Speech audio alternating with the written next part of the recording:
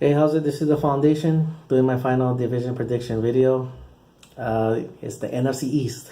Hey, Cowboys versus the East. um, right before I get into that, I know a lot of people making videos about the final cuts and all that. Just really quick, I just had to say this. Jahad Ward and Post Scarborough, I was a little shocked. A couple other guys, I was like surprised but not shocked. Dan Bailey, I was shocked. And I was like, you know what though? When I really thought about it, it's like right before I left for work, I did see the field goal, and I was kind of like, oh, okay. I mean, yeah, you want to, maybe give a kid a gift by all his hard work. Give him a gift by letting him put some good tape out there for somebody to look at.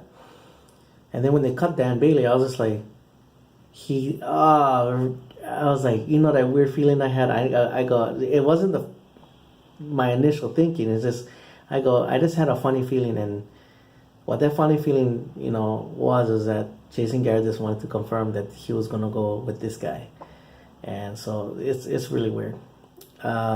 Anyway, back to the division. I got the Eagles totally wrong. They won the whole thing. So they proved me hella wrong. Shamefully wrong. I'll put it that way.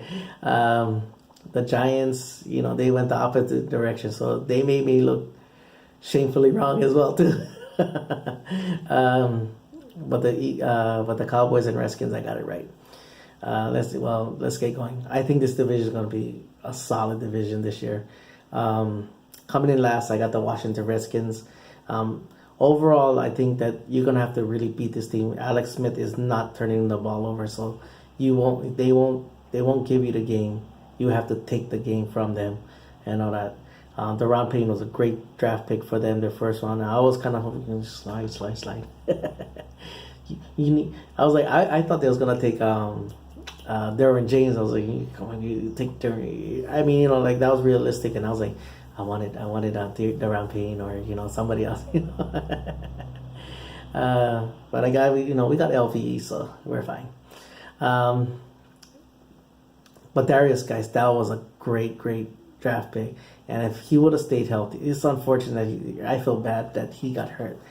But if he would have stayed healthy, this division would have been crazy good. This division would be crazy good. I just think they're gonna fall short a little bit in this one. Coming in third. Now everybody will say, "Oh, you biased." Yeah, there's a little bit biasness in this, but here's the thing. I got the Giants coming in third. The New York Giants coming in third. I think the Cowboys and Giants are gonna finish the year with the same record, but I think the Cowboys gonna own a tiebreaker. I don't know how, I don't know where. I just believe that they're gonna have a tiebreaker over the Giants, and everything like that. So, really quick though on the Giants, a lot of turmoil they was going through, bad offensive line, a lot of injuries, and a head coach that deserved to be fired. And doesn't deserve to have another coaching job. What he did to Eli last year, that was one of the most disrespectful things I ever seen to a rival team. I was kind of pissed when I was like, how can you do something like that? Just to break a streak, just to rub it in other people's faces, like just to break a streak. And on top of that, then you add insult to injury by putting Geno Smith in the game. I mean, put Webb in, because then Webb could have said like, hey, you know what, we can develop Webb, and then if he develops better and better, then Eli's not gonna be when Eli retires, it's a smooth transition and everything like that. Or maybe they just go, you know what, Eli, sorry, Webb is ready to take over. One of those two scenarios and all that, but well, a lot of Giants probably happy that his cheesecake, menu is off of the team. Losing Odell Beckham and a lot of guys, Eli was trying to guys that, you have to look up their names like, hey. But anyway, Anyway, drafting Saquon Barkley was huge because, like I said, it's a great thing for Eli now because then Eli is not gonna have the pressure to make a lot of plays, and it's gonna make it easier because defense is gonna try and stop him. So the passing lanes are gonna be great for Eli, and all that. And then, like I said, with Saquon Barkley as well too, he's a playmaker enough where he can produce points from his position and on anywhere on the field. So that's a great thing for them. Um, and then when the future comes, when they do bring in a new quarterback, the quarterback will have the same non-pressure thing to perform because Saquon Barkley is there to carry the load or share the load. Offensive line, they signing Nate Solder was a huge thing. Drafting Will Hernandez, personally, to me, if other people didn't like to see Will Hernandez the way I did, all I'm saying is that Will Hernandez is a nasty, great pickup for them. So. But yeah, I just think the Cowboys are going to own a tiebreaker somewhere. Coming in second, the Dallas Cowboys. Now people say, "Oh, your offense is going to be bad." I'm not expecting my offense to score 30 points a game. What I do expect though is our defense to ball out. I think Cheeto is coming into his own. D-Law. I know everybody's hyped up on Randy Gregory, but Jalen Smith, he is flying around, and I believe that he's gonna set a tone that's gonna inspire the defense, gonna make the defense play even with even more fire, just because of the way he plays and all that. And he's gonna make an impact on this defense. I know Sean Lee is the quarterback. Sean Lee is the guy that get everything right, but Jalen is gonna bring that extra little something. Byron Jones moving to corner was a huge thing. Zeke doesn't have to worry about lies. Zeke doesn't have to worry about unfair treatment from the league, or like going to court every other day, and just to get whatever. That is gone.